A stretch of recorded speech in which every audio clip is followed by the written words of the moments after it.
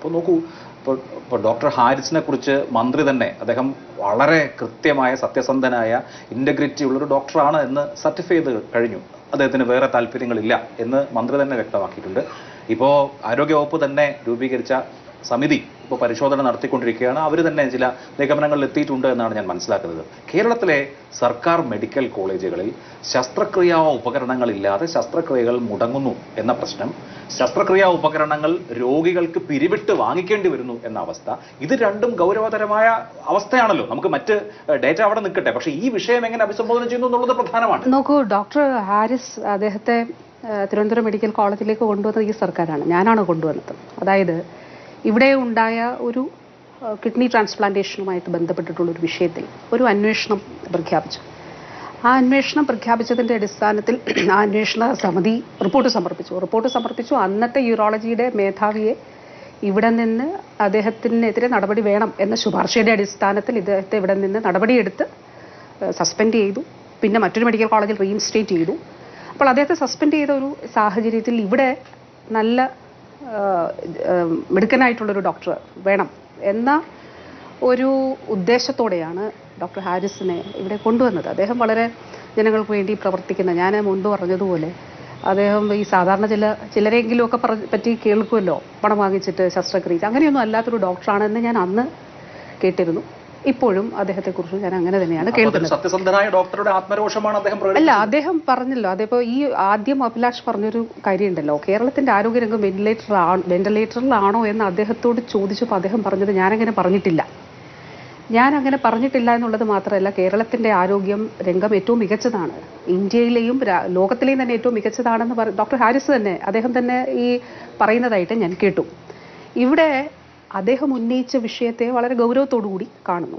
ഇപ്പം അദ്ദേഹം അതിൻ്റെ ഉള്ളടക്കത്തെ ഗൗരവത്തോടുകൂടി തന്നെ കാണുന്നുണ്ട്. അദ്ദേഹം പറഞ്ഞത് എന്താണ്? അദ്ദേഹം ഒരു ദിവസം അദ്ദേഹത്തിൻ്റെ യൂണിറ്റ് 1-ൻ്റെ ചാർജാണ്, അദ്ദേഹം HOD ആണ്, യൂണിറ്റ് 1-ൻ്റെ ചാർജാണ് അദ്ദേഹം ഷെഡ്യൂൾ ചെയ്തിരുന്ന സർജറികളിൽ സാധാരണ 4 സർജറിയൊക്കെയാണ് നടത്തുന്നത് എന്ന് DME പറയുന്നു. അപ്പോൾ 3 സർജറി കഴിഞ്ഞു. 4ാമത്തെ സർജറി വന്നപ്പോൾ ഒരു മെഷീനിൽ ഉപയോഗിക്കുന്ന പ്രോബിന് കേടുവന്നു എന്നുള്ളതാണ്. അപ്പോൾ ആ സർജറി മുടങ്ങിയപ്പോൾ അദ്ദേഹത്തിന് ഒരു വേദന ഉണ്ടായി. അത് വാസ്തവത്തിൽ അത് ഒരു നമ്മുടെ സിസ്റ്റത്തിലുള്ള ഒരു ഡോക്ടർക്കോ ഒരു ആരോഗ്യ പ്രവർത്തകനോ ആ ഒരു സാഹചര്യവുമായിട്ട് താതാത്മ്യപ്പെടാൻ കഴിയുന്നത് അത് ശരിക്കും വളരെ ഒരു നല്ല കാര്യമാണെന്ന് കരുതുന്ന വ്യക്തിയാണ് ഞാൻ. കാരണം അവിടെ എന്തെങ്കിലും തരത്തിലുള്ള പിഴവുണ്ടെങ്കിൽ അവിടെ ഒരു കറക്ഷൻ സംഭവിക്കും. ഞാൻ ഈ കാര്യം തുടർച്ചയായി സംസാരിക്കുന്ന വ്യക്തി കൂടിയാണ്. അപ്പോൾ അത് ആ രീതിയിലുള്ള എന്താണ് അവിടുത്തെ ഉണ്ടായ പ്രശ്നം എന്നുള്ളത് പരിശോധിക്കാനാണ് തീരുമാനിച്ചിട്ടുള്ളത്. ഞാൻ ചോദിക്കട്ടെ, ഇപ്പൊ അദ്ദേഹത്തെ ഒരു വിസിൽ ബ്ലോവറായി കാണാൻ താല്പര്യപ്പെടുന്നുണ്ടോ? ചില കാര്യങ്ങൾ ഇങ്ങനെയാണ് എന്ന് അദ്ദേഹം ചൂണ്ടിക്കാണിക്കുന്നുണ്ട്. ഇതൊരു ഒറ്റപ്പെട്ട പ്രശ്നമായി കാണുന്നില്ല. ശരിയാണ്, അദ്ദേഹത്തിന് ഒരു വ്യക്തിപരമായി തന്നെ ഒരു വിദ്യാർത്ഥിയായ അദ്ദേഹത്തിന്റെ ഒരു പേഷ്യന്റ് ഒരുപാട് വേദന തിന്നു. ഈ സർജറി ഉടനടി നടത്തിയിരുന്നെങ്കിൽ വലിയ ആശ്വാസം ഉണ്ടാവുമായിരുന്നു. പക്ഷേ ആ സർജറി വൈകുന്നു, സ്വാഭാവികമായി അദ്ദേഹത്തിന് രോഷമുണ്ടാകുന്നു, അത് പ്രകടിപ്പിക്കുന്നു. അത് ആ ഒരു ഒറ്റപ്പെട്ട സംഭവം എന്നുള്ളതിലുപരി ഈ സിസ്റ്റത്തിൽ ഗുരുതരമായ പ്രശ്നങ്ങൾ ഉണ്ടെന്ന ബോധ്യത്തിലാണല്ലോ അദ്ദേഹം പറഞ്ഞത്. അതിനെ അങ്ങനെ ഉൾക്കൊള്ളുന്നുണ്ടോ?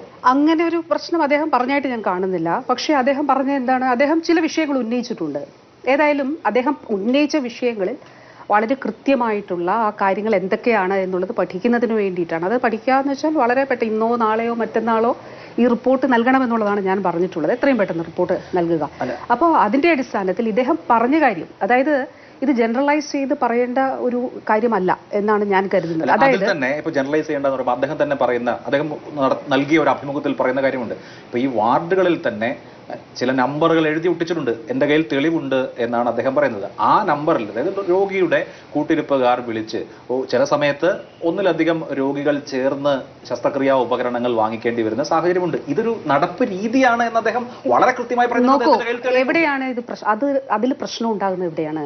ഇപ്പൊ ഇത് പരിശോധിക്കുന്നുണ്ടല്ലോ. ഇപ്പൊ ഈ ഒരു വിഷയം അദ്ദേഹം ഉന്നയിച്ച സാഹചര്യത്തിൽ ഇത് ഉൾപ്പെടെയുള്ള കാര്യങ്ങൾ പരിശോധിക്കുന്നുണ്ട്.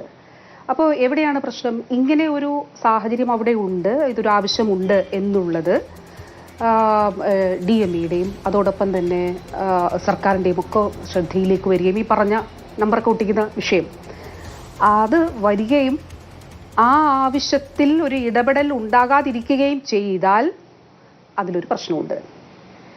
അപ്പോൾ ഈ സാഹചര്യത്തിൽ പഠിക്കണം. ഇപ്പോൾ ഈ പറഞ്ഞതിനെ കുറിച്ച് അന്വേഷണം നടക്കുന്നത് കൊണ്ട് ഞാനൊരു ഇന്ന് റിപ്പോർട്ട് വന്നാൽ നാളെ നമുക്കത് പ്രസിദ്ധപ്പെടുത്താം.